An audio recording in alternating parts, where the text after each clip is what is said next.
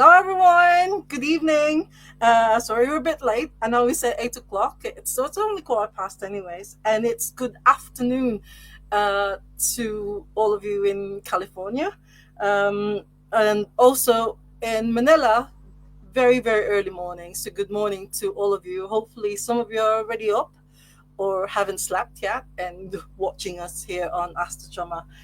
Today, I'm actually really looking forward to this one because um, I mean, to be honest, one thing I love about Asta Drummer, because I know there are loads and loads of drummers all over the world, and there's no way I could, find out about them unless I actually get confirmation that they're going to be on Asta Drummer. Then I have an excuse, I have a reason to specifically Google about them and research them and everything. So tonight or today, we're gonna go stateside, and it's a band from California that's so amazing. I only found out about this, and I'm really glad that it's here tonight. So, my dear friends, so, like without further ado, my dear friends, please welcome to Ask the Drummer, Mr. Michael Miley of Rival Sons. Yay! How's Hello. it I going? asked you, Hi, how are you? I'm wonderful. It's Yeah, Sunday, and we're getting our first rains of the year. So it's been a very indoor day all day. yeah, yeah.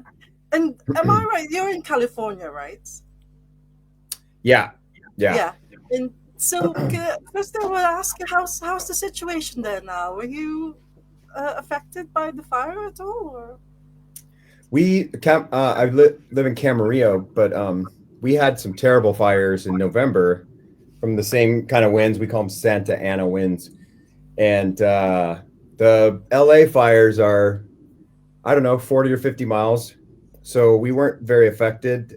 We had a fire a few days ago that the wind it blew exactly in our direction. So it was completely orange sky outside. It was like we're covered in ash in our backyard, and so it's but as far as losing my Yeah, house, my studio, we're very blessed to live in an area that wasn't affected by the fires, but we know lots of people who were affected.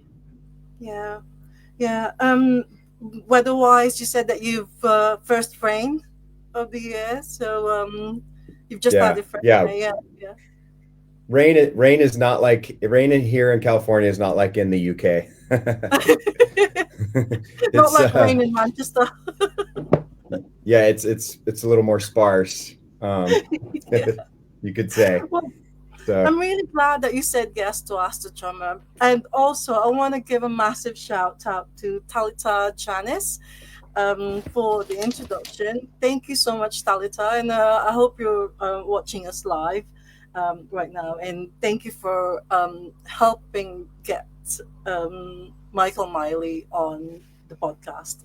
And I've asked you this before we came on live. So I'm calling you Miley because that's what you're known for, anyways. Not Michael or not Mike or Mike. well, Is that? being a Mike, even in grade school and middle school, high school, college, there's always so many Mikes, and I played a lot of sports, Yeah. and I was in a lot of bands and like jazz band and marching band. I mean, there's always five Mikes on the team or on the. So I just became Miley very, very early on, and it stuck. In most of the bands I've been in, I'm known as Miley. Yeah. Yeah. None of my friends really call me Mike. Like I don't know too many people that call me Mike, um, Oh, or Michael. You know, my wife, my mom call me by my first name, but that's oh. about it. But the So rest of like everybody else call you Miley. So yeah, yeah. Okay. All right, Miley. So it's my welcome to character. It's my pardon? character name. Oh, your My character. character. Okay. So welcome to Ask the Drummer. Episode 158 is all about you, Michael Miley. So can you just give us a bit of background information about yourself, like where were you born, and what's it like there, and just you Yeah. general things. Yeah. Yeah. General background for those who aren't familiar with me or Rival Sons, the main band I played in for 16 years plus. Started the band with Scott Holiday in 2005. That was kind of where we dreamed up the idea. We got Jay in 2008. Released our first effort called Before the Fire in 2009, and then we've been touring ever since. We signed to a British label and started touring Europe mainly first. Well, we did America a Yeah. lot, but we our main um, our main growth factor was in Europe and the UK. So that began in 2011. But going even further back, I grew up in California. I've been born and raised here through and through California. California dreaming, skateboarded, surfed, did the whole California thing. Um, Wow. growing up, went to music school. I had a very musical family that my dad played guitar. He's the only musician. But my mom, my sisters, like everybody listened to music. I mean, it was a soundtrack of our life. So I was raised from everything from Toto and Steely Dan to Echo and the Bunnymen and the Smiths, and Wow. then got into the Doors and Zeppelin and lots of jazz and jazz fusion. And so I was always listening to the greatest drummers. And maybe growing up, wasn't aware so much like I am today, but Yeah. Jeff Beccaro, Steve Gadd, Vinny Colaiuta, Tony Williams. Hearing these guys play drums was kind of is built into the foundation of who I am as a drummer. And then getting into, of course, the British Invasion Yeah. Yeah. bands. I'm a huge Bonham guy. I love Ginger Baker. I love Mitch Mitchell. Keith Moon might be the spirit of Keith Moon might be my favorite drummer of all time. Oh, But I love the prowess and the technical prowess of John Bonham and yeah. Mitch Mitchell. I love Ringo. Beatles are the greatest band maybe for me of all time. Greatest songwriting. And Ringo was their drummer. Ringo's one of the most musical drummers. So that's kind of my background musically and where I come from. Yeah. Is it true that you actually at the age of 4 started drumming? Like you were already, because I know that kids, when you if you give them a musical instrument, a toy instrument, they will play it. So have you tried any other, like a guitar or piano, or so have you always been drawn to the drums, or what Pretty was it much like? always been Drum. drawn to the drums. I had teaching little fingers to play, and I took piano for a little while. Yeah. I passed piano proficiency to get a university degree in music. So everybody has to pass piano proficiency. So a lot of people don't graduate because the most people don't take the test. I took the test and passed it. Oh. So I got a degree in percussion, and but when I was 4, uh, you know, apparently I was always pounding on the table and the classic story of most drummers you hear about and pots and pans and Yeah. Yeah. um, I just have to this day gross motor movements. That's, as they say in body mechanics. Like I'm kind of a bull in a china shop, and I was I just like hitting things Yeah. and Yeah. making sounds out of hitting things. Yeah. So my dad taught me the I call it the Billie Jean beat. Some people call it the money beat, and he said this is in every song. Basically, he's making a broad generalization, but he said listen for it and try to find it, try to listen, like really hear it in the music, and Yeah. and listen.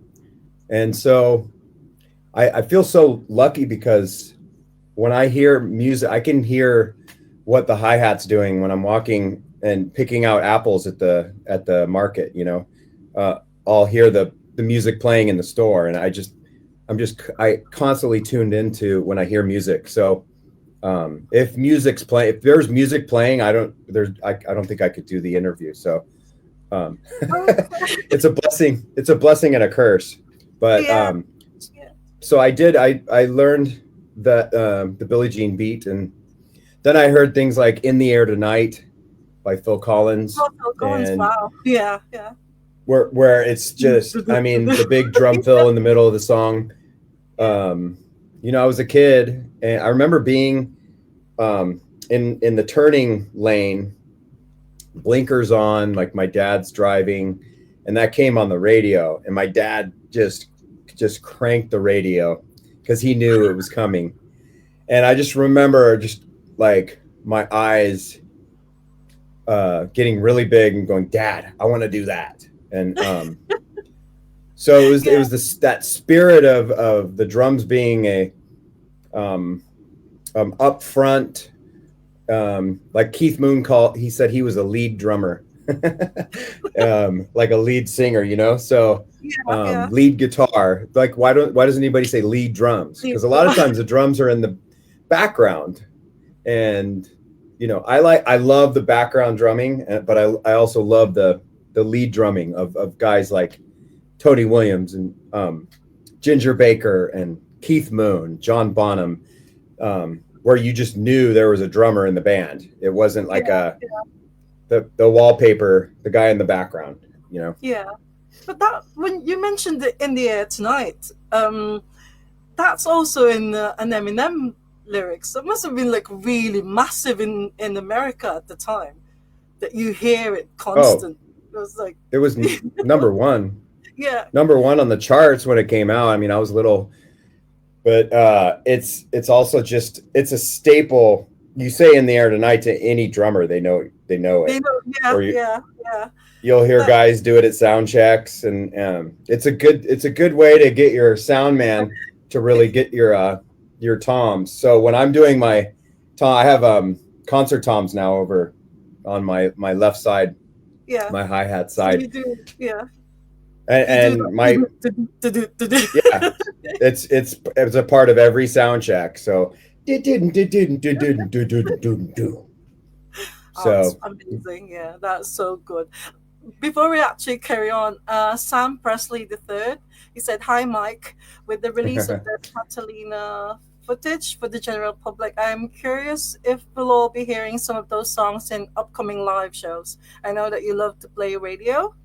Any chance we can talk the rest of the guys into getting that one added to set lists? It's five fires, so it's very yeah. hot radio. Yeah, Well, it's putting a set list together.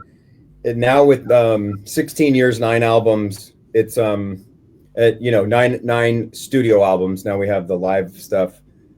So we have a lot of material to sift through, and we have 90 minutes to do it. And yeah, so, yeah, and sometimes if we're on a co-headliner, or we're opening for a headliner, we'll have less time. yeah. And so it's really hard to curate, like an art show. If you're not gonna think of your favorite painters, like they can't put every single painting up That's true. unless you have a huge space. But then how much attention span do you have in the 2,000 people that come see you? Like maybe 25% of them are a friend bringing a friend, and that friend has never heard us. Like, do they have a 3-hour attention span? So to curate a show that comes out the gate with a fanfare, with a statement, with like your biggest hit song or whatever, to reel everybody in. We're not a band that kind of eases into a set. We come out and just boom. And we like to finish with 1-2, to use some boxing terms. Um, our set is very dynamic. We have like a lot of highs and lows, not low meaning like depression, but like a low, like time to I breathe. yeah, We have like some yeah, yeah, quieter with Jay playing acoustic and singing by himself. We have improvisation where there's no lyrics, it's just us jamming. And so there's a lot of places we like to take our audience. And we're also a band that wants to take you and ourselves on a journey. Journey, And yeah. so it's like storytelling. So people want to hear songs, and every fan probably has their favorite songs. Yeah, yeah. I have my favorite songs, and so it's hard to please everybody. First off, regarding radio, I've been trying to get radio on the set for that's off our EP from 2010. So it was in our set in 2010, 11, like back in the day, when we only had 2 or 3 albums. So Okay. and if you're not familiar with radio, it's a very complex drum groove. It's kind of like a Tower of Power, Dave Garibaldi groove. It's more of a pattern.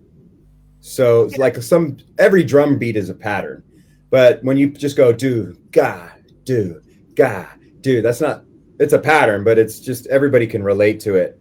When you remove the 2 and 4 from the equation, and it becomes more of a pattern, and it's based on a cascara pattern from like mambo and salsa music. Ding ding da ding da ding da ding ding da ding ding da ding da ding da ding ding, and then but it's on the bell of the ride cymbal, 26-inch bass drum, and a 6.5 by 14 aluminum snare, just cranked and banging. So it's like a bombastic version of something Dave Garibaldi would do in Tower of Power. So a lot of the drummer fans of Rival Sons always want to hear that song. They want to hear me play it. When you mentioned about set list and curating it, is it the 4 members, or is it all of you actually having a say on what's going to be on the set list, or is there one main person, like the singer, will sort of like say, okay, this is what I can do? And it's not true for all the bands, or is it just for Rival Sons? It's a great question. It's evolved into, it used to be me and Scott mostly. Then it became more of Scott's gig. Scott has like a guitar for every song, and sometimes he'll play the same guitar on 3 songs, and he might want to put those 3 songs together in the set. But he's got like 19 guitars, so we started just kind of giving him like, dude, we have our version of what a curated set would look like, but he's gonna be changing guitars every song, and it's a logistical nightmare. Yeah. Scott's also got a keen sense of curation. Scott will put a set list together before a tour. He'll send us, everybody in the band, like 4 set lists that he likes the flow of, and we kind of all say, yeah, that's good. What about putting this song here? Will that guitar work? And then he'll go, oh yeah, that actually could work. Let me go back to the drawing board and see if that'll make sense. Scott now has pedal boards that are programmed. He's got all the pedals there. They're just off stage. So he's got it's called a Bradshaw system. So now he just has buttons on a panel that access all of the pedals that are off stage. Yeah. And so because he's got 150 pedals or something. So he's called the Fuzz Lord for a reason. So he's okay.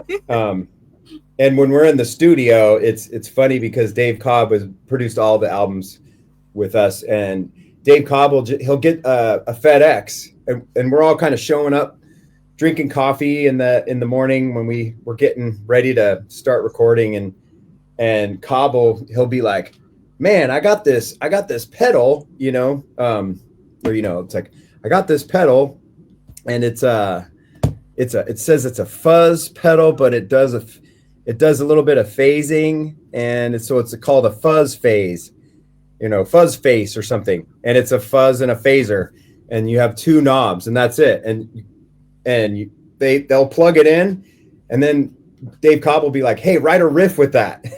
So then now Scott has a whole new. He has to get a whole new pedal just for this one song, and so every song, all of our songs have a brand new character. And so the fun part about being a drummer in Rival Sons is we don't have one song that repeats itself. Like I don't play like AC/DC, love them, one of my favorite bands, but it's the same beat over and over again, pretty much all night. Everybody loves it. You're not there to be blown away by a drummer. It's more about Angus Young and Yeah. the energy and the moxie of it, and the hit songness of it. They have choruses for days. Like rock bands don't really have a "shook me all night long" like that's a thing of 70s and 80s. Like rock bands, well, rock bands is in general is a whole other topic, but these days, but to be a drummer, like I'm more of like an R&B drummer, where I'm playing for a song, and and what we write is, I call it maximum R&B, to quote with how the Who referred to themselves as maximum R&B in the early days when they were playing the famous club in the UK. Drawing a blank on the club they played in, Marquee. London. Yeah, the Marquee. Yeah. Is it London? Yeah. In London, yeah. So on their posters, it would say "The Who, Maximum R&B," and a picture of the Townsend pose. It's a famous. I used to have the T-shirt of it, and so maximum R&B always registered to me. Like, I love R&B. All my favorite drummers are R&B drummers. Going back to like Otis Redding, and even the early rock and roll is technically R&B. And so from Fats Domino and Chuck Berry, Chubby Checker, and Elvis Presley, and that's who all the Beatles were ripping off, and the Stones were ripping off Chicago blues, and and when I say ripping off, it's like great artists steal, mediocre artists borrow. So I stole that from Duke Ellington. Duke Ellington said that, but Duke Ellington stole it from Stravinsky. So there's a long line of stealing. So, and I think some of the best music is when you can hear homages and So. Yeah. Well, let me just read all these. I haven't received all these comments until your episode. But anyway, so Sam Presley III said, "I can watch you drum for 3 hours with no problem." I love drummers as well, so I can watch drummers for 3 hours with no problem as well. Jonathan Payne, he said, "Hey Mike, what's your favorite Rival song to play live?" As a drummer myself, so he's a drummer, Jonathan Payne. "I love playing along to Burn Down Los Angeles." Some brilliantly effective fills in that track. Thanks for the inspiration. Burn Down's fun. Burn Down Los Angeles is fun. Yeah, is that fun? Yeah. Go on. Thomas Billings, he said, "Hey Miley, what's the secret to fat kick sound you get? What do you tune it to?" There's so many questions that you've got here. Talita, thank you so much, Talita. I'm glad that you're here. We love Tower of Power and Rival Sons, obviously. Aiden O'Rourke is the tech support of Astro Drum, and he said, "Great sound and picture despite the distance." No, right, it's really good. Oh, and good. Alex Kolakowski, he said, "Hey guys, just wanted to ask how to try to bring attention to your band. How do you try to be different from your competition in other bands? Love you guys. I first found you from a video game. Your song was in it." So that's 3 questions already. But let me just read all these first. So, when are you ever coming on Drumeo? That's a podcast. Drumeo is a podcast, I think, isn't it? Yeah. I can explain Drumeo in a sec. Yeah. Okay. Hi, Mama. Oh, yeah, that's Sam Presley. And then Patty Tiffany is just clapping. Mark Corbin, your beast, dude. Patty. Hi, Mom. He said, "Sam, hi." And then Jenny Bergstrom, "I've been listening to you since 2012. been to 16 concerts. Wow. Have you ever Wow. spontaneously added or deleted songs during a live show? Now, we'll go back to the first one, which is Jonathan Payne's question about uh, what's your favorite rival song to play live? Goodness gracious. Well, I like this. I like the songs. So my two favorite recording sessions, which followed suit that they would be my favorite songs to play live, are "Face of Light" and "Too Bad." And those songs came together in the studio in very special ways. And the magic, if you want to call it that, between us sort of happened in those moments in the studio. Other songs we've recorded in various different ways. We've copied the way the Beatles kind of use their microphones. We've copied the way uh, people do overdubs. We get bass drums and guitar, rhythm guitar first, and then we overdub, and then maybe a week later, Jay's putting vocals down, and sometimes Jay's in there with us singing. And so, too bad, Jordan, Face of Light. Those were songs we did like together right there on the floor.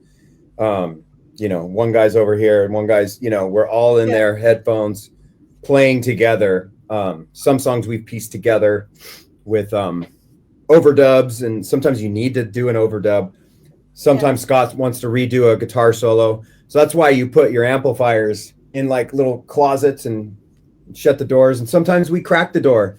So there's some guitar bleed into the drum mics. So there's a live sound, and there's a million ways of recording. We could talk for hours about that. But it's Too Bad from the Feral Roots album was arduously put together. We couldn't figure out a way to make the groove happen, and Jay wrote that song on a bass guitar, so he had a little demo of him just going, "Don't I know you better than you think, God," and he's just like, "Dent, dent, dent." It was really just a placeholder for him to sing these lyrics. And when I first heard it, I was like, "Man, this sounds like a Rihanna song or like a Beyonce or something," like modern R&B. And yeah, so, yeah, because Jay's a very much an R&B singer. He's not like Brian Johnson from AC/DC, which is more about like,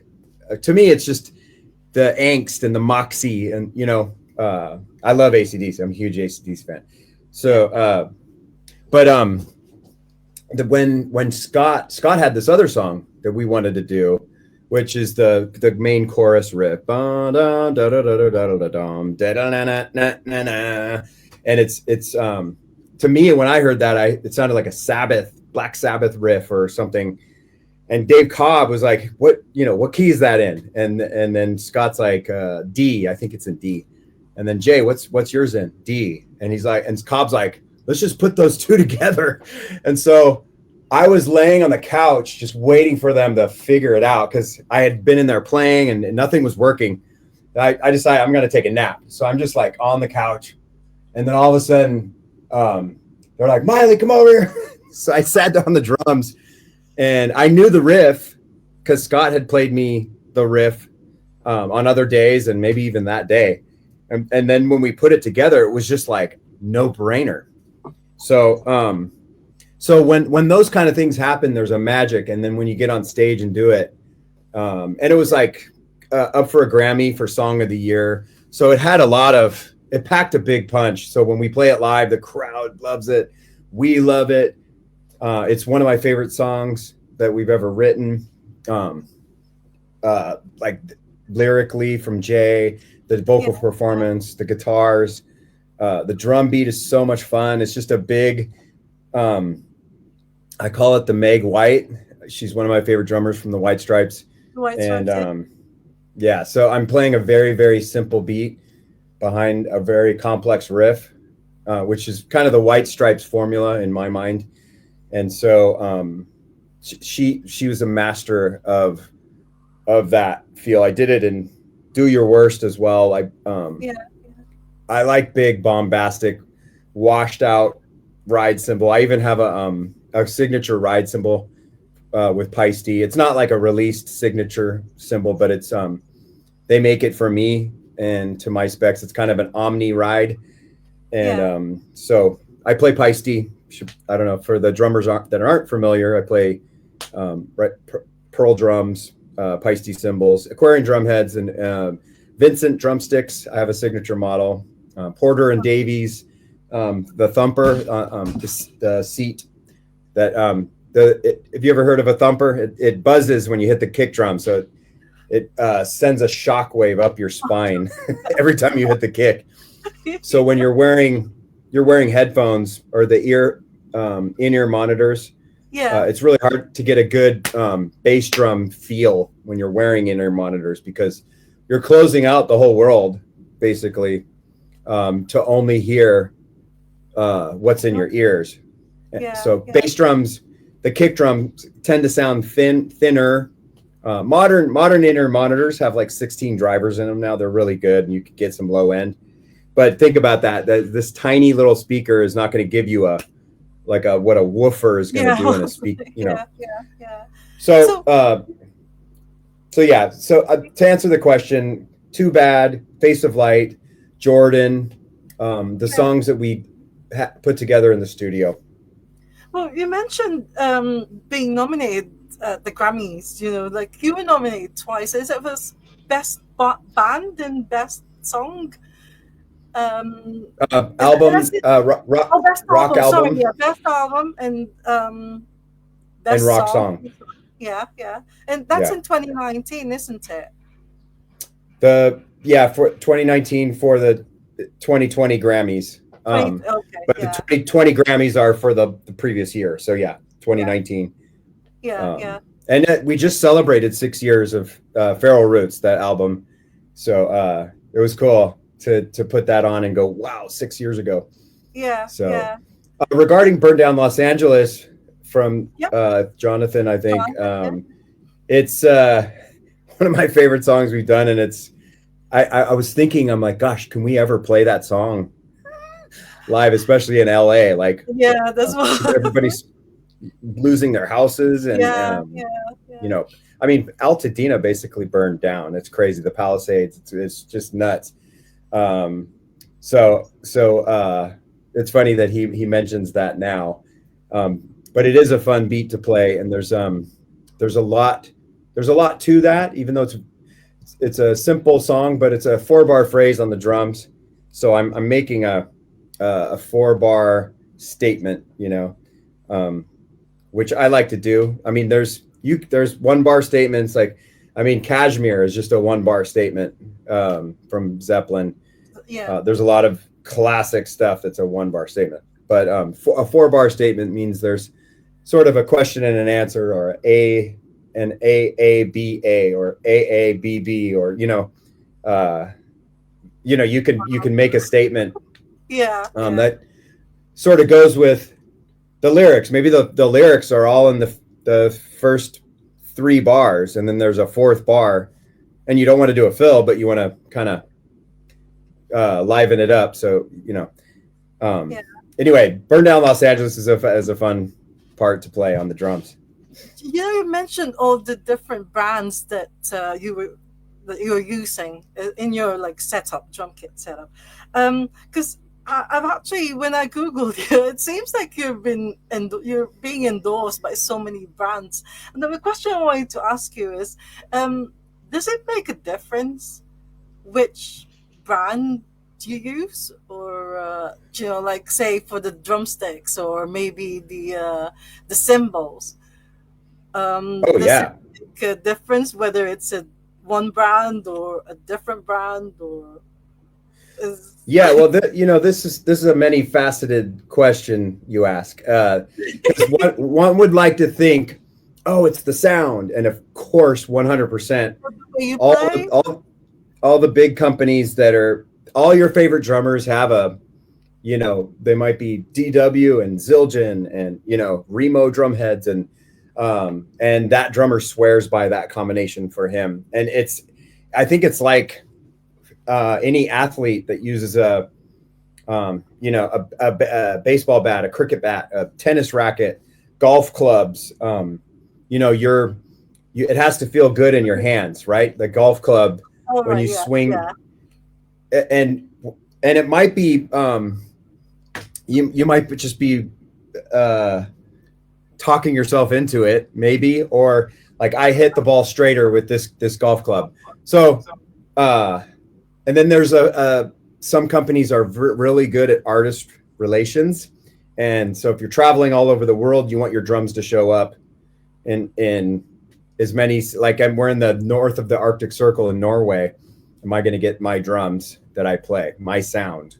And Rival Son's sound is dependent on the drum sound, and it's dependent on the guitar sound. So your tone really matters in our style of music. Yeah. So does that answer your question? Yeah, yeah, but I'm just Good. saying that, say it's in the festival, and do you Mhm. always have your own kit, or do you just use somebody else's?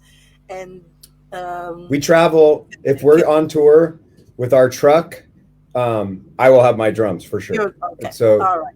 Yeah, if we're flying, if we're in the middle of a tour, but we have a fly date, like the what I mentioned in north of Norway, we've had to just fly up there, and we're maybe touring in Germany and Prague and like yeah. in mainland Europe, and then all of a sudden we go boop, you know, we have to hit it's called a fly date. So wake up at 5:30 in the morning and get on a plane and and yeah, and so they have rented backline. It's called Yeah, backline. So yeah, they bring all your stuff, and you might get there and it's not the company that you play. And some endorsement contracts will say you can't play any other brands but ours.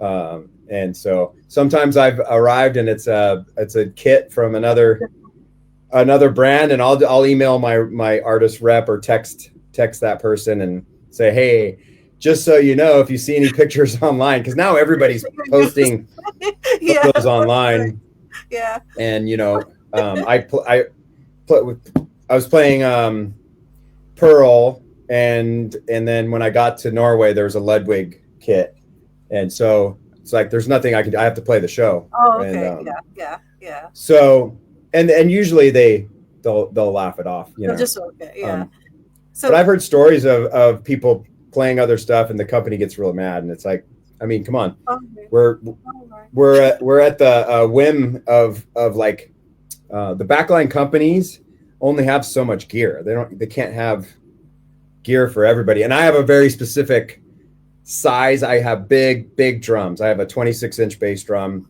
14 rack, 16, 18, kind of the not kind of, it is the John Bonham Yeah, setup yeah, that he yeah, made yeah. famous. So Wow. Well, there's also the next question. What's the secret to fat kick sound you get? What do you tune it to? And that's from Thomas. yeah, that's a good question. I've been playing a 26-inch bass drum for 25 years. My first band, Bird 3, look up Bird 3 on Spotify, and I think we're on Apple Music. But it was my first band, my first record deal, and I played a 26-inch bass drum. And I've been working on this sound for a while. I I use originally Bonham used the felt strips on both sides, so about a 3.5, 4-inch strip. It's like it's felt, like literal felt, like you can rip it apart. So it's really delicate, and I put it upright. Some guys use it horizontally. I use it vertically, just off the beater, and then exactly mirrored on the front head is a felt strip.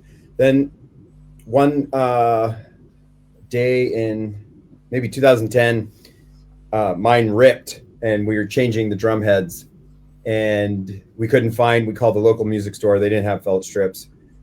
So we cut a hotel towel. And so we've been using a 4-inch strip of a hotel towel. And not, it doesn't have to be a hotel towel, but that's what we used. And at that time, it was probably a Motel 6 and sorry, Motel 6, I'll replace your towel someday. But I and haven't that's noticed it. it. So the drum is wide open minus the felt strips, and the front head is tuned a fourth was gonna say one fourth, a fourth, like here comes the bride, bum bum, C F. So it's like the front head is a fourth above the beater head, so it's pretty tight. When I hit my front head of the bass drum, it's a going dong dong dong. So it's a lot of kick drums are very flat, like flappy and like poof poof. So if you want the real dead muffled sound, which has its place in a majority of music, has muffled bass drums. I have a wide open sound. That's the Bonham sound. And Bonham was listening to Ginger Baker and Carmine Appice, however you pronounce it. I say Appice. Um, and Carmine Appice was playing 26-inch bass drums, just wide open. And it's Yeah. kind of scary when you first sit down on a kit that has that, because from the drummer's perspective, it sounds different than when you're standing in front of the kit. And so, and then it sounds different from just the microphone, where the microphone's positioned, and what you're hearing through a PA is what the microphones are picking up. So there's all different kinds of ways to interpret a drum sound. But I think the more you muffle it, the more frequencies you're losing in the frequency spectrum. And so if you're EQing a bass drum, I'm trying to do from the podcast level, but the low, let's just say this side is the low end. You want it to come high in the low end and maybe dip in the mids and then come back up. So you get some attack. So you want to dip it around 300K. That's how you're going to get a punch. So to have a low end, and sometimes if you want like a 70s kick sound, you can roll off all the highs and just have some like 80 to 100 hertz, dip it down under 300 and then send it down and past like 2000 hertz. So, or kilohertz, or 2K kilohertz. Yeah. You guys know what I'm talking about. 300 hertz is where it's going to give you a boxy sound. So I don't know if this person who asked this question wanted that much detail, but your sound depends on how your sound person is EQing your drum as well. So you have to have a good sound from the drummer's perspective. You have to have a good sound from in front of your drum. So you have to have somebody else hit your kick. So there's a lot that goes into getting a drum sound. I tune my drums very specifically, and I've studied different methods of tuning, and so I'm very particular. So I would say, in general, like learn how to tune really well. Learn how other guys that you love tune. Yeah. There's videos all over YouTube of tuning drums, and so and how to do it, how to approach it.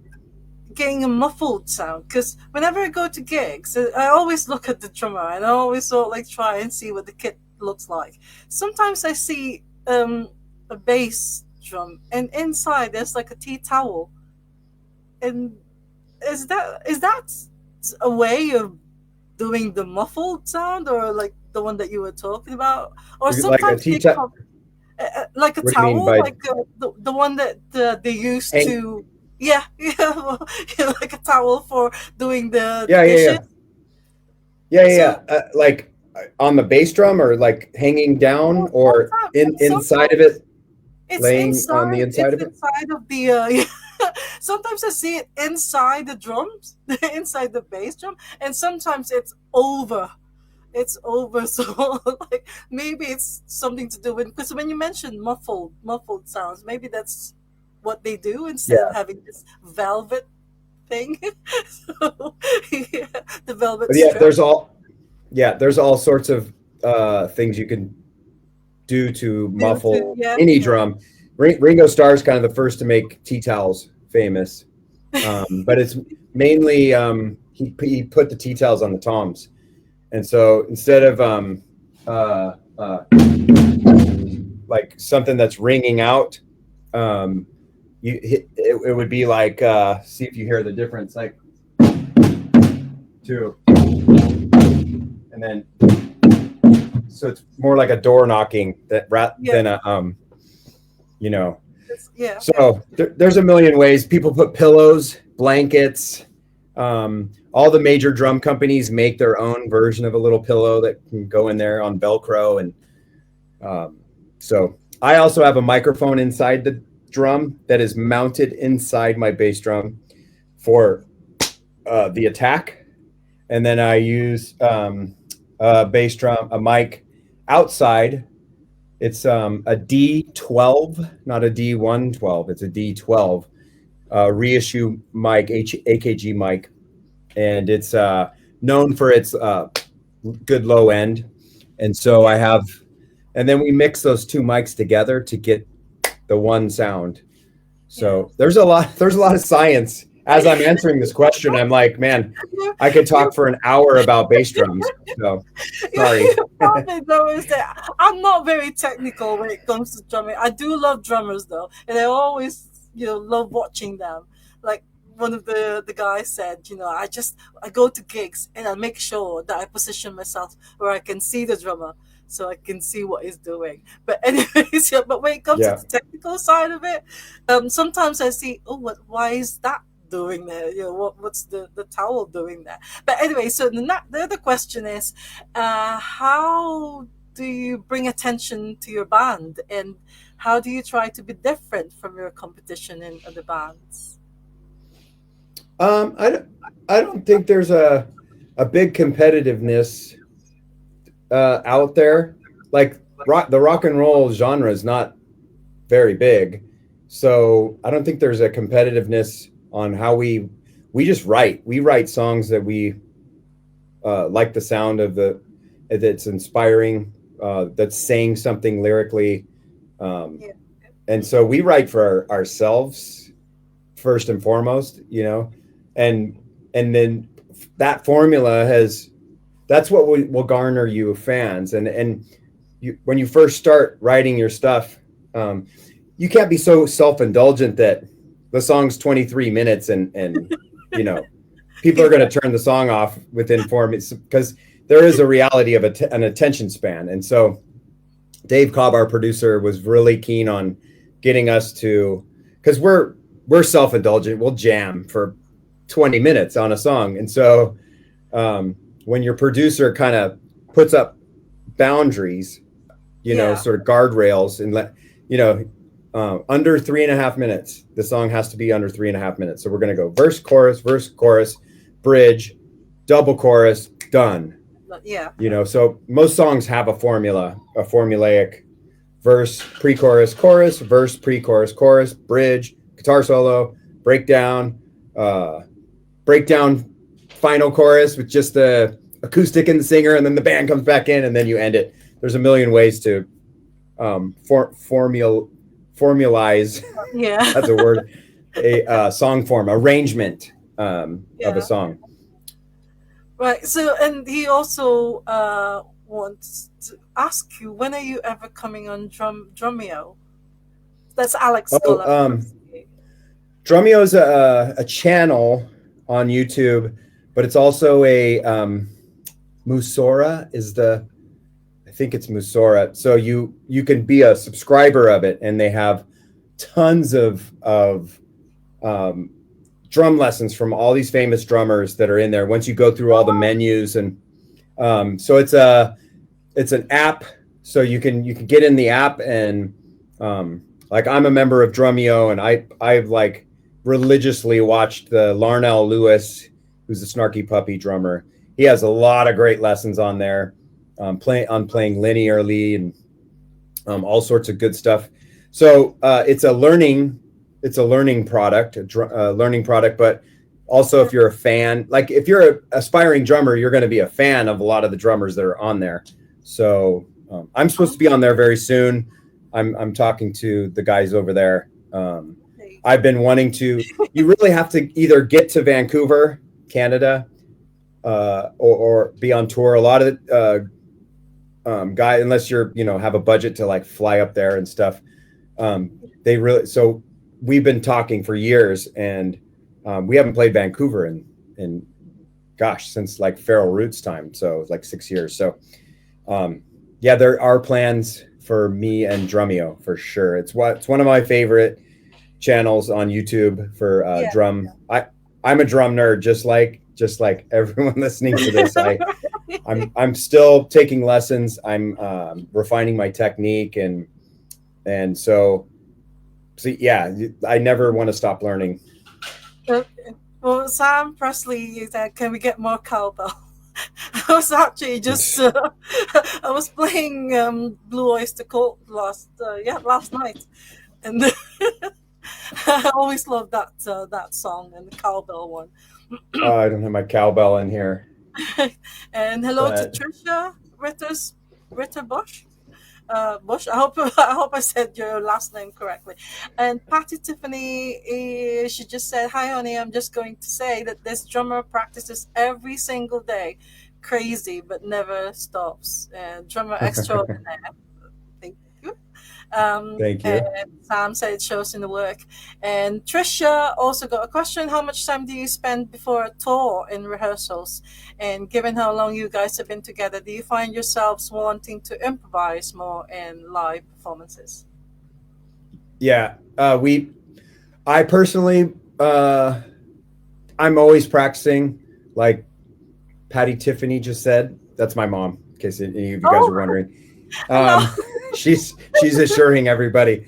Um, I'll practice. I'm always practicing. I'm always trying to expand my repertoire, my tool shed, my technique. I also teach drum lessons, so you can hit me up. Instagram's the best place to contact me if you want. I do Zoom lessons, similar to Oh, like these yeah, this yeah. this kind of setup.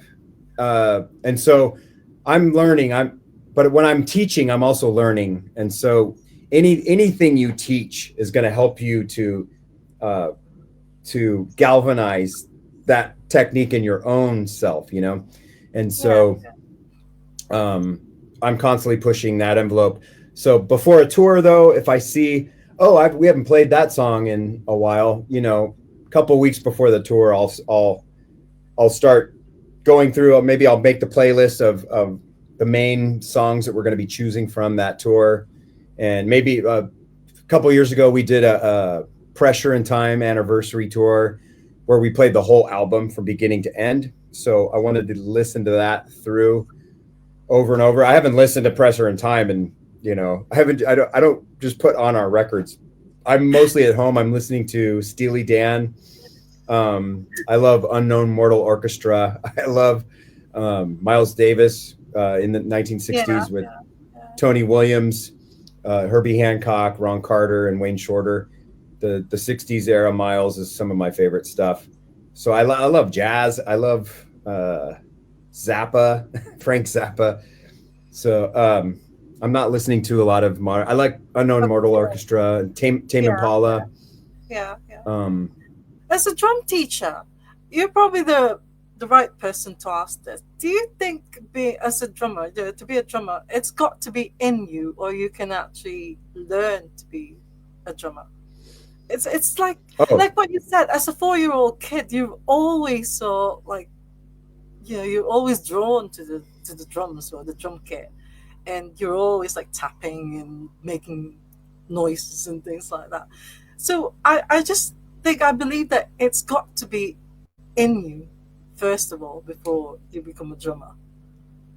I think Or everything is like that. I think if you're drawn to sports and you want to be in competitive sports and eventually the Olympics, and then you're standing on the podium with the gold medal, that it obviously kind of distills down. There is attrition for people who actually do it, but I think the question is more, can anybody do it? And I yeah, always say yes, because um, I like some people. I used to tutor math when I was in high school and college. I tutored math to my colleagues. I love math, and I used to guarantee A's.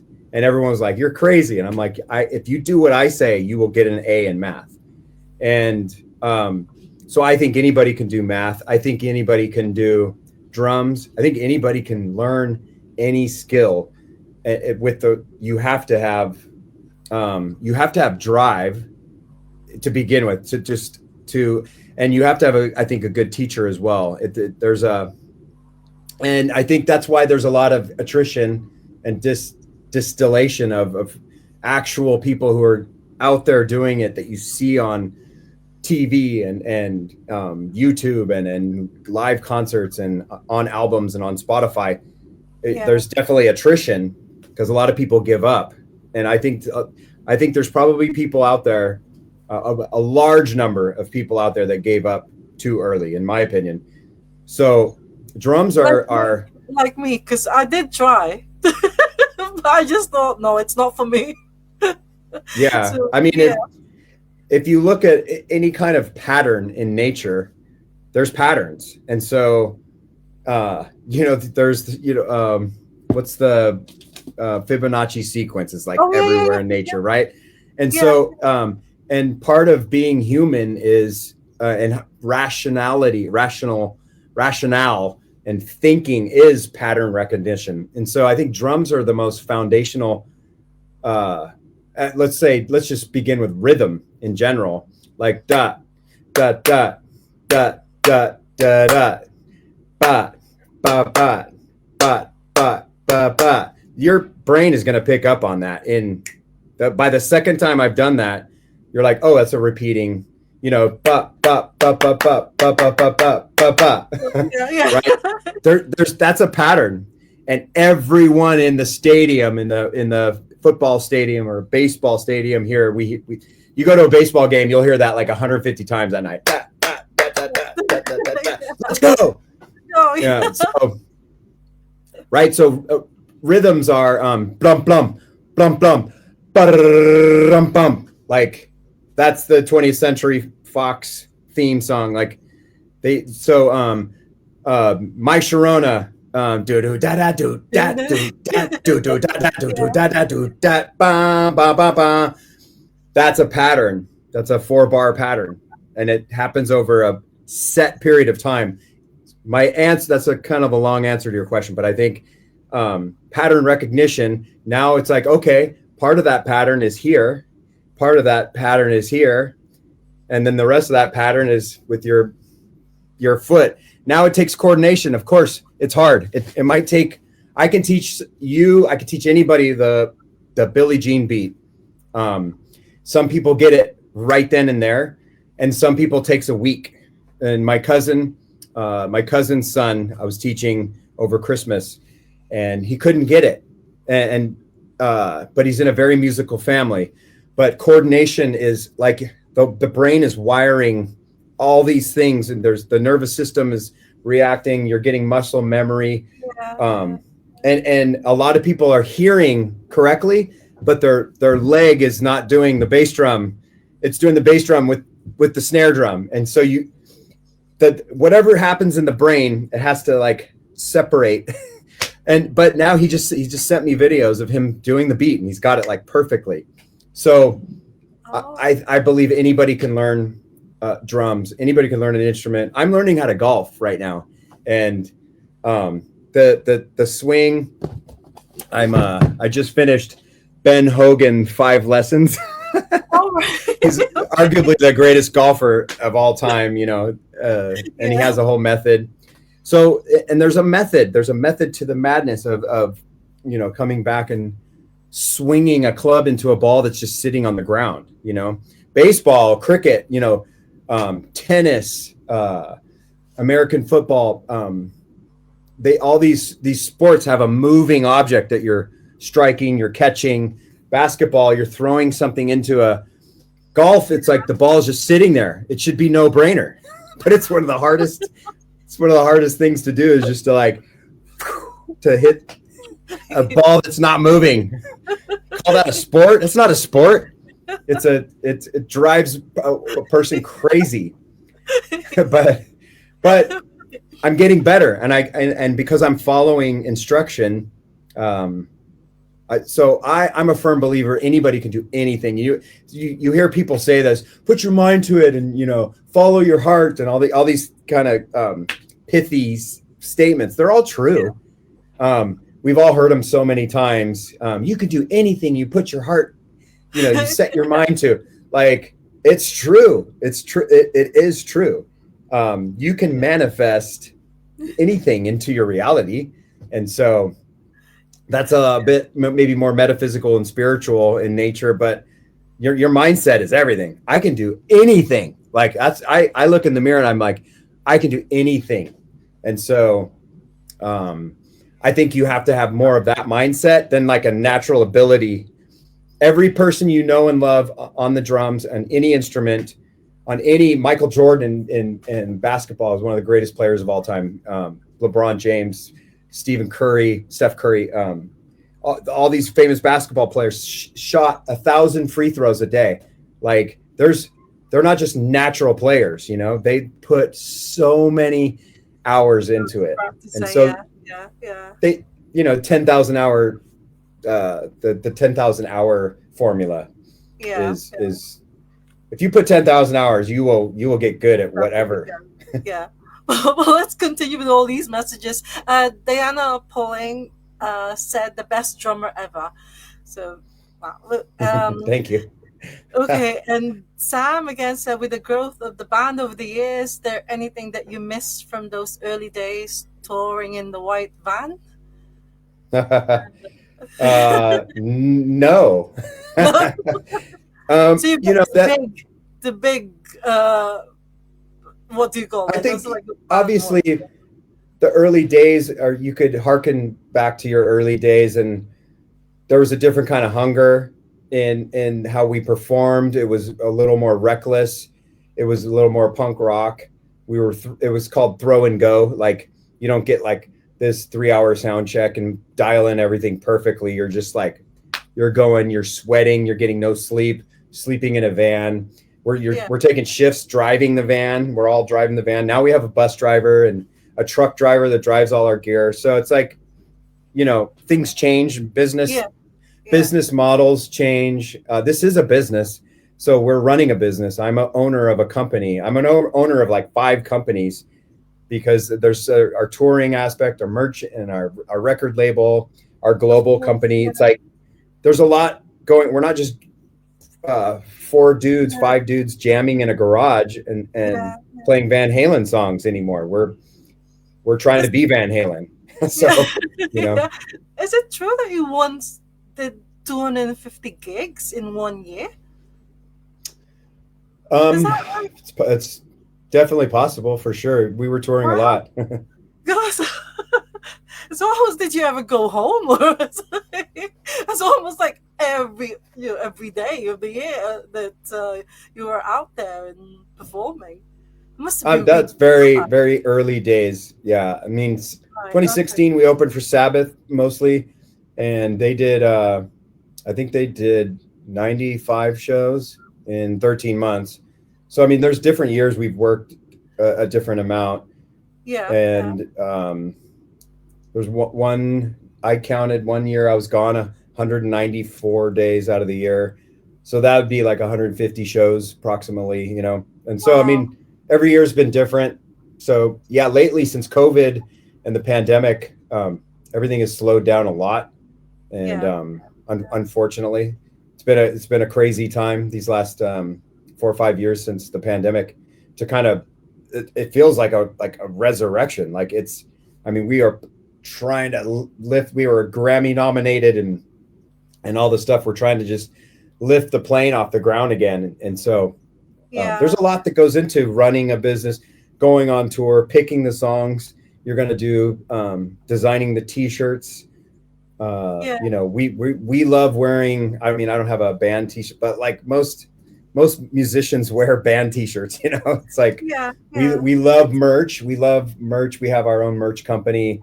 Yeah. Um, so we're always trying to make a good product Well, that's to one thing I sell. wanted to ask you earlier. Where did the name come from, and who designed your logo? Because that's a fantastic logo, that Rival Sons.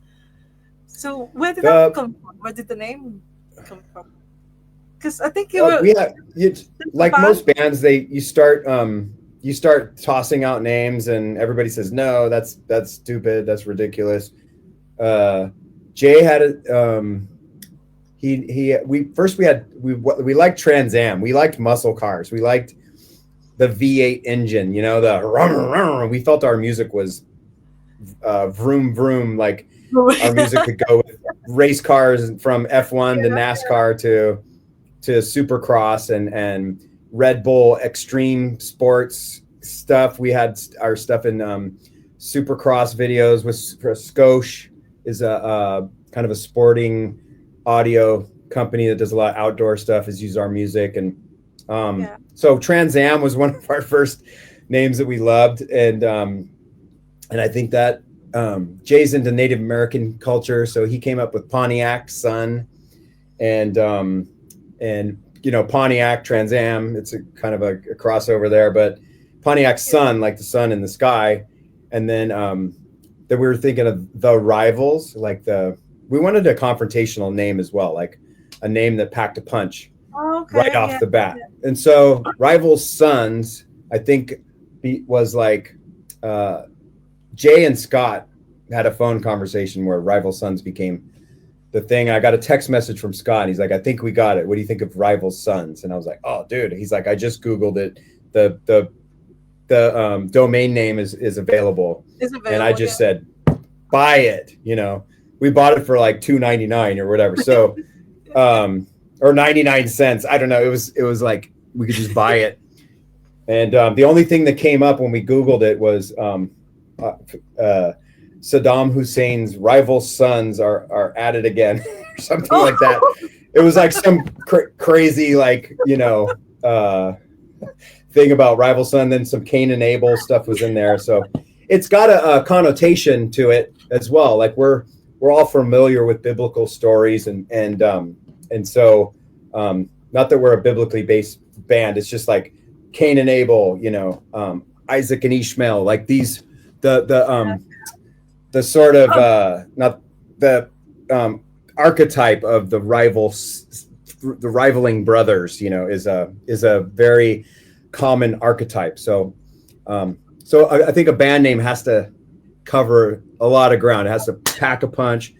Got to be confrontational. Led Zeppelin, it's a paradox. You know, it's the Beatles. It's like a beat. You know, like the beat is so important in rock and roll music, and so and yeah. then you know, so Rolling Stones. It's a colloquial phrase that has been used. You know, so like all the great band names. You know, Black Sabbath is another paradox, right?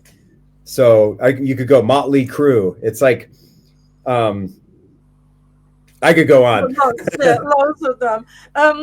Because another thing that I wanted to ask you is, when I was writing my script for this episode, I got this feeling that you're a very likable band, and because Mhm. your second album, I think it's your second album, Pressure and Time. It was designed by Storm Thorgerson, and for me, it was like, God, this is the dark side of the moon, sleeve designer. Yeah. And because you've got to forgive me that I've know nothing. I mean, I'm not really very familiar with Rival Sons until now, and I think they're absolutely amazing. Um, it says there that Storm Thorgerson actually voluntarily said to the band that I would do your sleeve for the second album. It's not like you contacted him and say, "Oh, can you do it? Can you do a sleeve?" He's the one Yeah. who wanted to do it. Yeah, I wasn't involved in that. He drew probably like 20 little sketches. I mean, we were going through, it was really cool to be able Yeah, to work with him.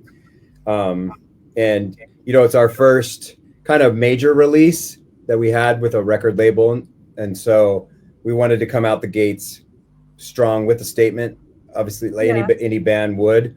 And being, you know, born and raised with Pink Floyd and all the other. I mean, he's done. Gosh, he did. I think I think Nick that's one. Drake. Did he do a Nick Yeah. Drake one that I Well, really there's love? Muse as well. There's a Muse album, Yeah, album the sleeve. Muse. Yeah, yeah, He obviously a legend, so it's kind of a no brainer. the music of Pressure and Time was I think um, we needed it was such a good album musically that we wanted to have that name recognition as well, like Storm Thurgerson working, and we're releasing an artistic statement, Yeah, and yeah, so to come out the gates as like a retro rock band that has a lot to say and a lot to do, um, that is confrontational, yeah, that is coming out to make a statement in the to play rock and roll in the middle of like all this metal and stuff. We signed to a metal label, and we're all the festivals we do are pretty much metal festivals. It's like rock and roll is there's not many rock and roll bands that do this maximum R&B style of rock and roll, yeah, yeah, yeah. And you so do dress we're up like proper rock and roll stars as well. I've been looking at your photos, and you can tell that you are. Anyone can tell that you are a proper rock and roll band. Because another thing is, Ozzy Osbourne apparently chose you himself to be their support act for their final tour. So that yeah, must have been absolutely, you know, amazing for you. yeah, we played a classic rock award show. Classic Rock Magazine had this Yeah, award show for best this, best that, best new band, best, and so we performed. Well, we played right before Scott Weiland, and and we only did two songs, and we had like 4.5 minutes, so we did kind of a medley. Like we played like half of the songs, and yeah.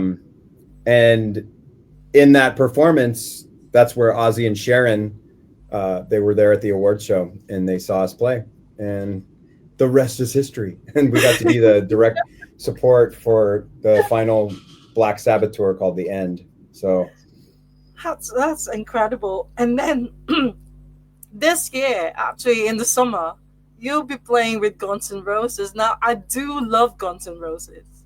I think, I mean, I saw them, but only Axl Rose, no Slash. But I think they're back together, aren't they? Slash and Axl and yeah, everyone else. Slash, So, Slash, Axel, and Duff are the yeah, remaining. yeah, yeah. So do you want to tell us more about it? But you're only doing two shows. You're doing Birmingham and London only, aren't you? So no other Oh, dates. we start in Georgia, by Russia, and then we do Istanbul, and then mainland Europe, and then we end at Wembley Stadium in the UK. Yeah, So we're doing a 35 days out with them. I think it's 10 shows total throughout Europe, 10 stadiums. It's going to be epic. wow. Have But you? like on that topic, like those are great. We obviously get exposed to hundreds of thousands of people that may not have heard us before, which is, to every band has to pay those dues, or and you want to get in front of as many people as you can. We also love, there's a part of the artistic statement. We would rather play a 1,500, 2,000 seat venue to like all of our fans and have a Yeah, headlining show, yeah, um, where we can play 100, 110 minutes of music and do our curated set.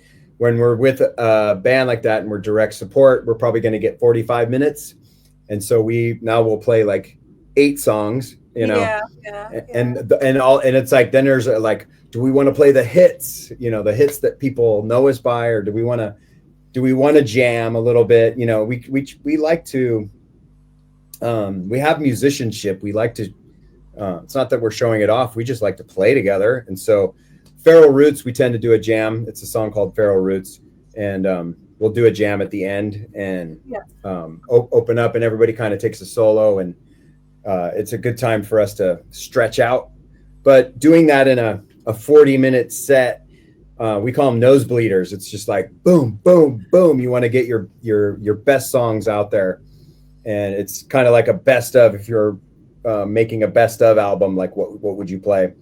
And so So yeah, well, it's going to be fun. I've never played in Yeah. Georgia, and I've never played in Istanbul. So the Oh, world's a crazy place right now. So it's cool to get out there and play. There's goes to show there's people that love rock and roll everywhere yeah, yeah. still. So Do you get on well with all these bands, like with Ozzy Osbourne's Black Sabbath, and also do you think do you get on well with Guns N' Roses? Have you been to like in a show where Guns N' Roses were there as well, or is this no, gonna we've be? opened for them a bunch. We've opened for Guns N' Roses maybe 10 times, and then Okay, we've yeah, toured yeah, with Slash and the Conspirators a bunch. We've toured with him, so we know Slash really well. yeah, We're yeah, managed by the same people, the management of Slash, and so business wise, we share a lot of common ground. So yeah. um, and being that we played with them a bunch of times, I'm really good friends with Guns N' Roses drummer Frank Ferrer. You should get him on the podcast. Okay. Um, he's a hired gun for Guns N' Roses, like Yeah, yeah. the biggest hired gun gig you could probably get right now. So it's Is not Matt Sorum anymore. Matt Sorum doesn't Oh play with no, them? No. no, Okay. not Sorry. like maybe 20 plus years. All right. Okay. Um, well, they took a lot of years off. So Yeah. when they came back, Frank Ferrer was their drummer when they came back. Oh, So brilliant. Yeah. Okay. Well, there's so many lovely messages for you here. Let me just read most of them because I know it's already over an hour. I said that we're only going to be for an hour. So, you guys from Diana Polling said, "You guys rock. No one like you guys, especially not too many good drummers out there like you."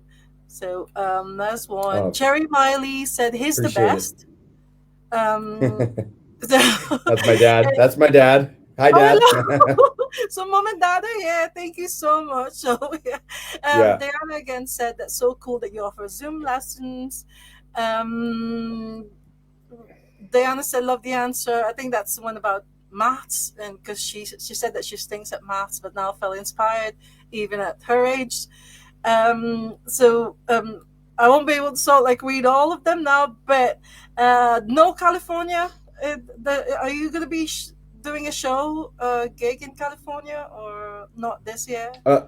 As of now, there's nothing in the schedule. We're planning maybe something in the fall, the autumn time, possibly in the U.S., which Yeah, I would hope to include California. So we just played uh, we just played the Wiltern Theater in October. So you can't keep playing somewhere, like since we just played in October, it might even be a year that we come back.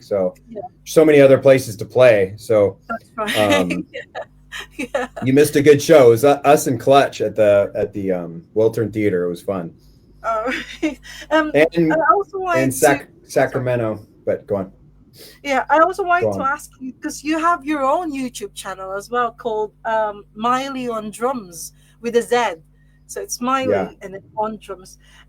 But I've noticed that the last entry or the last video you had there was 8 months ago. Did you get so like busy with the tours and Yeah, um, yeah, I do. I do you was still? doing shorts and TikToks leading up to our summer tour last year, and social media is an interesting thing. I'm not like an influencer, so to speak, in that regard, like where I'm putting out 3 videos a week and stuff. If I feel inspired, I'm gonna share it. And what I've been doing lately is kind of I'm at the drawing board, so to speak. I'm um, what one aspiration I have is to release a maybe like a 10-part series on how to play drums, how to approach music, how to Oh, I approach see. fi- Yeah, yeah. finding your voice on your instrument.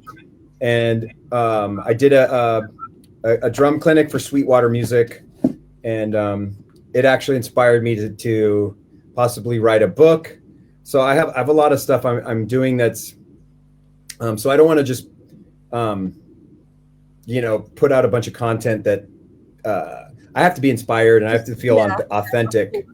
Yeah. and it's really hard to like do the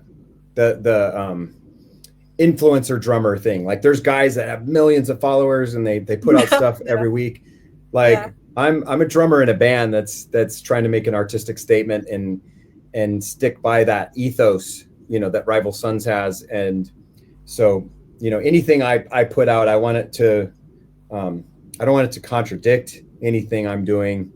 And we're a band. I'm not like a hired gun guy. I mean, I do sessions and stuff here. That I'm in my studio and my home studio, so I can do remote sessions from here and mix. I can mix and edit drums and can do all sorts of stuff like that. But it's not really my what I'm known for. So I'm yeah, known yeah, as yeah, Rival yes. Sons. Rival Sons But drummer. yeah, Yeah, yeah. yeah, So I mean, it's uh, but you could still go back in all of the archives. I want to make stuff on, if I'm going to put it out, I want it to be timeless. So I have sound check sessions that you can go back from 8 years ago that are still, I think, relevant to today. And so check out the YouTube, scroll down, and if yeah, something, a lot of the titles of my sound check sessions will like the fill for this song, or maybe playing ghost notes, on the snare drum, and I'd say 90+% of the grooves I play have ghost notes in them. And so I'm all the drummers that are known for ghost notes are like my favorite drummers. And so there's a lot of good stuff on my YouTube and my TikTok yeah, yeah. and my Instagram. I kind of posted them all three platforms and Facebook. So See, you're very, you're on social media. You've got a presence. You've got a presence on social media. It's not like some yeah, some musicians don't actually don't do social media, but it's good that I think it's good for musicians to be at least on one of the social media platforms. It doesn't yeah. have to be whatever, but yeah.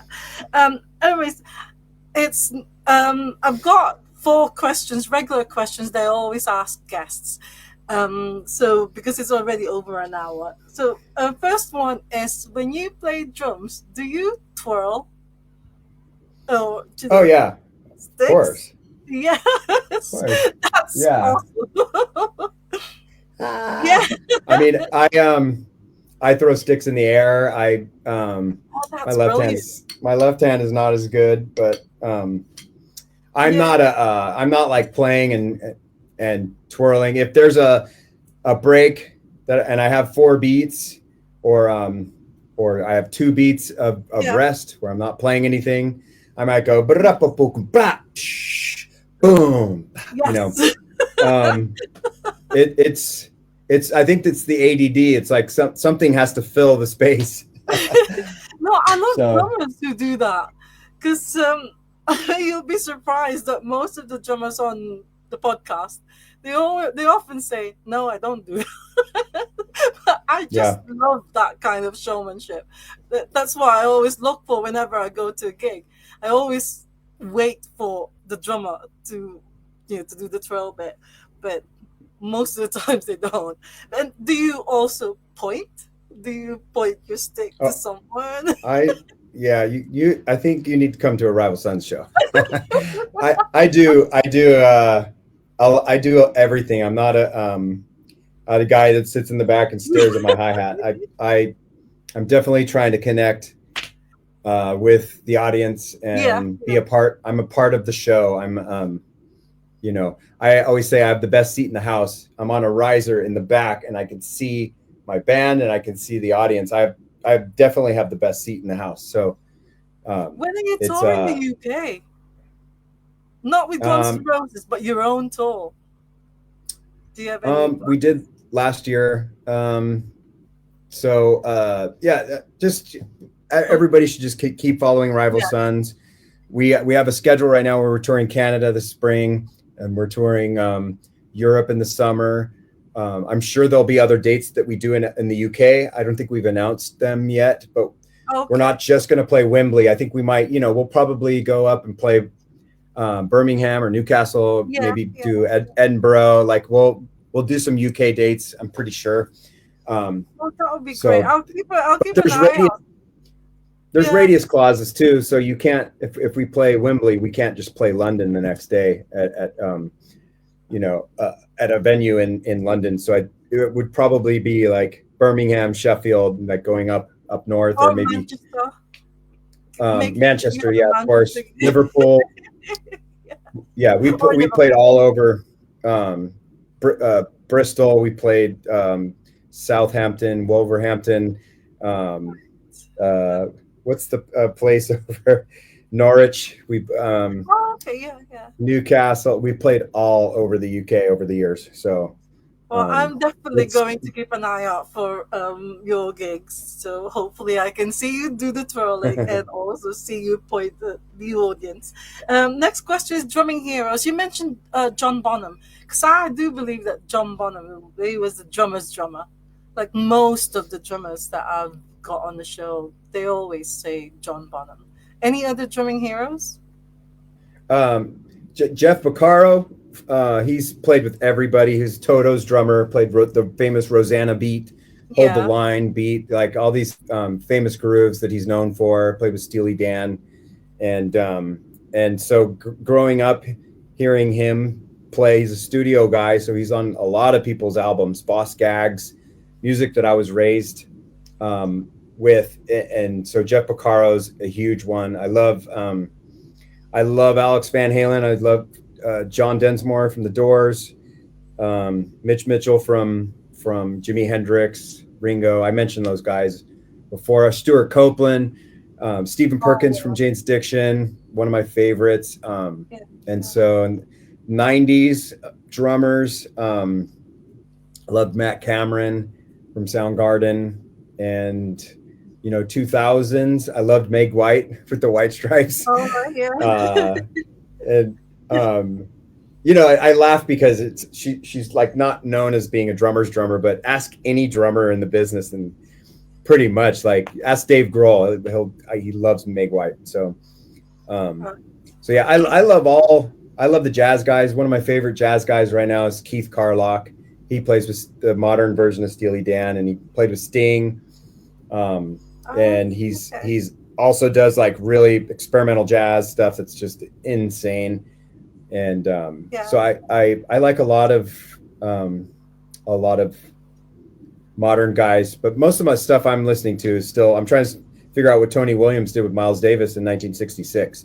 So Yeah. like there's so much to learn. There's so much out there to learn, and that can because everything you learn is going to influence your drumming. Even if I learn a jazz pattern that Tony Williams did in 1966, it's still gonna inform In, yeah, my yeah, my musicianship and my sense of musicality, and yeah, making a statement on my instrument in 2025.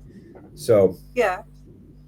That's good. It's good that you're still learning. It's not like you've stopped because you've already you've achieved so much. But no, that's very good actually. Next question is: have you ever had any drumming disasters or accidents? Well, you've been in Rival Sons for 16 years. Have you ever hurt yourself while a drumming? Or lot of injuries. That's a whole other story. I changed my technique in 2015. I studied with Dave Elich in LA. Great teacher. He's another teacher you should follow. You should have on your podcast. He changed my whole. He suggested I change, and I just revamped my technique, my posture, the way I sat, the way my shoulders were. Learning the French grip, learning a German grip and an American grip. So you have German, American, French. And so there's different grips you can use. There's Mahler technique. It's getting the most powerful sound with the least amount of energy possible. That's a whole other thing. I used to pull my muscles, my tennis elbow, pulled teres minor on the first day of the tour in like 2011, and we're touring Europe, and tore a muscle in my shoulder and had to get physical therapy done. And so after all these years, I could be a physical therapist, like literally. And so I'm super into body mechanics and technique. because of that. But embarrassing moments. I had some oysters in Portland, Maine, and there was a happy hour, and we were having lobster, and I ate probably one too many oysters, and maybe one of them was bad. And that night we Oh had a no. show, headline show, and sold out. Like fifth song in, I told my drum tech, "Hey, get me a bucket." I told everybody knew, the band knew, tour manager, everybody knew I was like woozy. I was like, "Oh God, I'll try to get through the show." I'm not sure how long I can. I was just feeling green and just getting greener as the set was going on. So he gets the bucket, puts it over by my floor tom over here, and I missed the bucket completely. It went all over my Oh no. my floor Oh dear. toms, and then I was like, I can't play drums anymore. You know, when you have food poisoning, you just have no Yeah, of energy, course. Yeah. and Yeah. it takes Yeah. a lot of. I always kind of comically brag that I could play. I could play in any condition. I could have the flu. I've played with the flu, and you know, different. You get sick on tour all the time. Everybody's like, somebody gets sick on the tour bus. It's like, oh great, when's it gonna? You're just like, okay, it's gonna pass through everybody on the bus. So I've played in a lot of debilitated forms, but food poisoning is rough. So I was like standing up, saying, like waving to the crowd, like thank you, and everybody's cheering me on, and Miley, Miley, you know, one more song, and so we came back. I think we played "Keep on Swinging." I could barely play. I could barely play the drums. So that's a kind of a funny moment. So people in Portland, Maine, are expecting the makeup show. I think to this day, Oh. in a few years. So we owe So, we owe yeah. a full set. And have you learned your lesson not to have oysters before a show? I used to Have you love ever?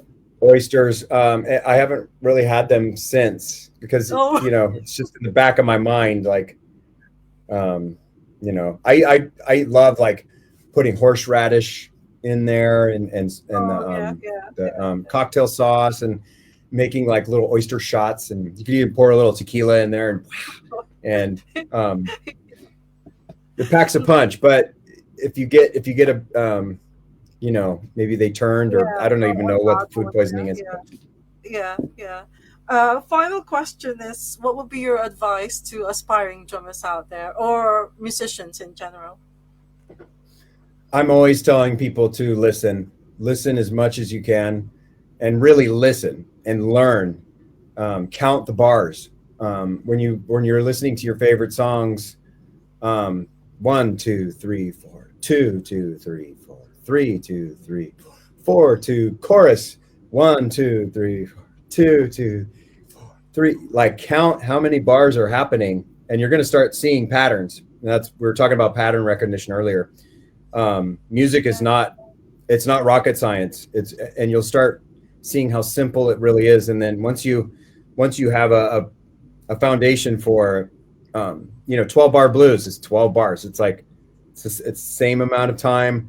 So you pretty much know what your window is, or the guardrails. You're not going to be going over here. So just like anything, like freedom isn't necessarily no guardrails. Like I would rather I'm more free driving to get somewhere and staying in the lanes. Yeah, you could go off road and go, you're going to hit a mountain. There's a reason why we put roads, because and people carve out roads to get from one big city to another. Like, so guardrails do help with freedom. So having freedom within a form, um, yeah, it's kind of a paradox in a way. But I think you'll find more freedom with boundaries than not. wow, Like otherwise, you have like avant-garde free jazz, and yeah, yeah. you can't feed a family of four, unless you're super famous, and then you release a free jazz album after you're super famous. But it's really hard to make it in the free jazz world right now.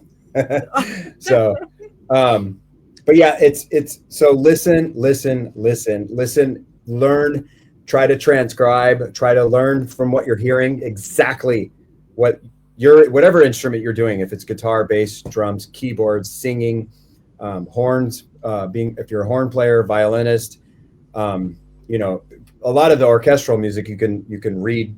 You have music written for you, and most people learn when they're learning a violin, they're reading notes off a page, and they're learning in a completely different way, than like somebody who's learning to play rock and roll, or metal, or um, or jazz and stuff. Most jazz, rock and roll, people are listening, and so that's why you have a lot more self-taught people in rock and roll. But also Yeah. on that note, I would say it's good to get a teacher that you like and that you trust, because to get good at anything, having expert eyes on what you're doing, to say, hey, even just questioning, like, hey, you sound good, but your posture is really dipping forward, and eventually you're going to hurt your neck if you keep playing that way. It's body mechanics are super known now. Like, you look at Buddy Rich. Buddy Rich is the greatest drummer of all time, and you look Yeah. and Yeah. his Yeah. posture It's is like that. so. That's right. Yeah. Yeah. Yeah. And he even at the end of his life had a hunched over thing. My posture is back, and there's and I'm also love jujitsu. So, and in jujitsu, there's definitely postures that you want to be in to put your body in, so you're in the best position, before you connect and contact and wrestle and go to the ground and all this stuff. You want your base, you want your position to be good. And same sitting on the drum kit. I Yeah. Yeah. want to be sitting upright. I want gravity working with my legs. And so there's a whole thing you could get expert eyes on you. So find a teacher that you like. If you play drums, hit me up. I'm doing a bunch of lessons before I go back out on tour. So it'd be limited time. So you're not, you don't, and you can take one lesson with me. And, it's good to just get eyes on you. And I obviously have a lot to say about Yeah. learning and approaching an instrument. And I also do mentoring on Jamcard. The Jamcard app is pretty cool. So Yeah. that's kind of a plug for what I do on the side. But yeah, listening and learning, take lessons. You got to find other musicians. You got to, just like if you get on a team, you can sign up for the team, and then you're kind of plugged into a group of guys or girls that, whatever sport you're playing, you're on a Yeah. team now. And it's like, there's camaraderie, there's getting along, there's social things. Like, you have to be a nice person, to be in a band. There are crazy anomalies of like super jerk people that got really famous. But most of those are solo artists. And if you look on the Billboard 100 right now, there's only like, in the last year or so, I saw an Instagram post of somebody in the music business.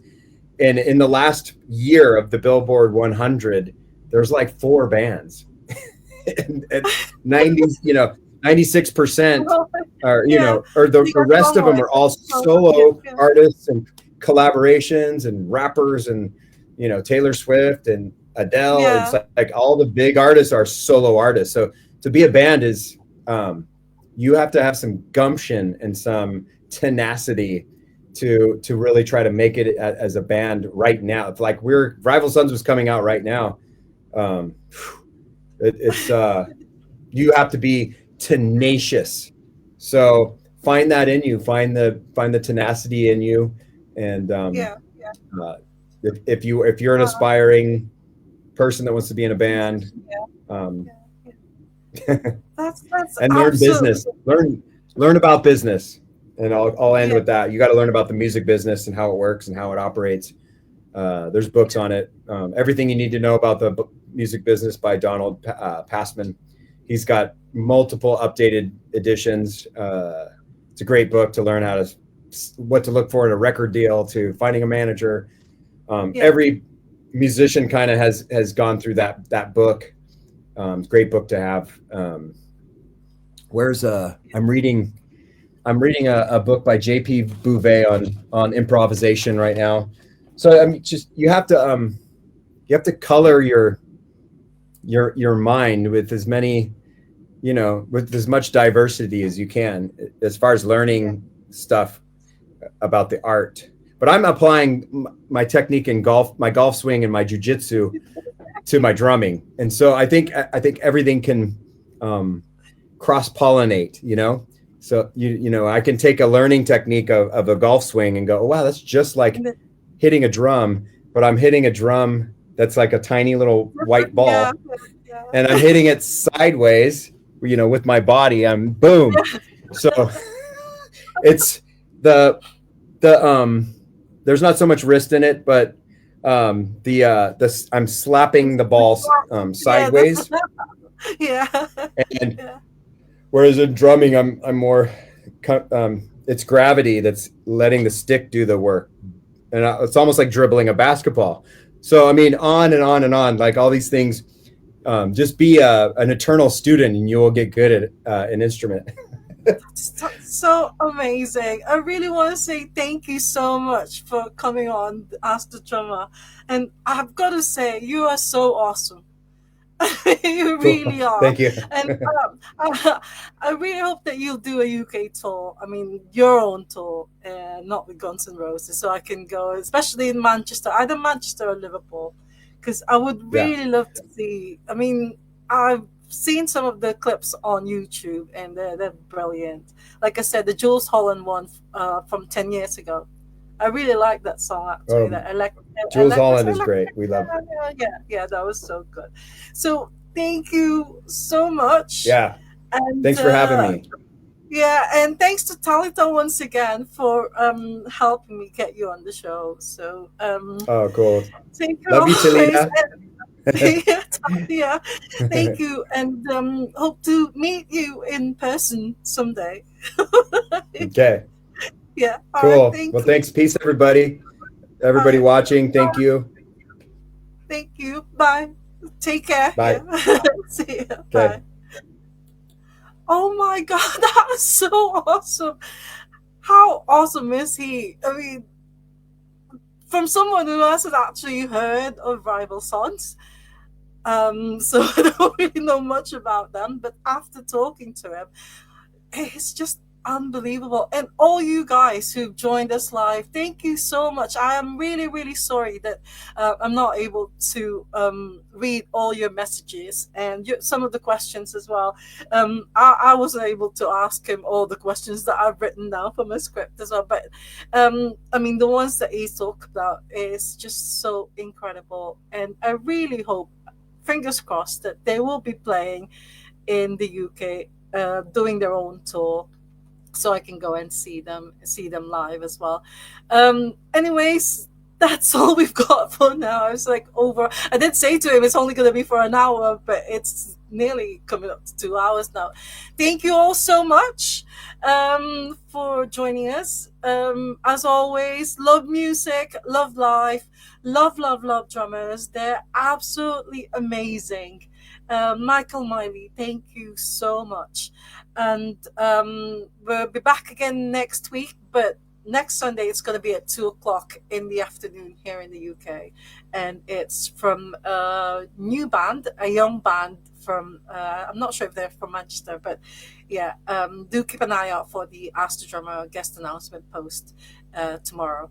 But thank you all once again, and hope to see you all next week. But for now, I'll just say bye.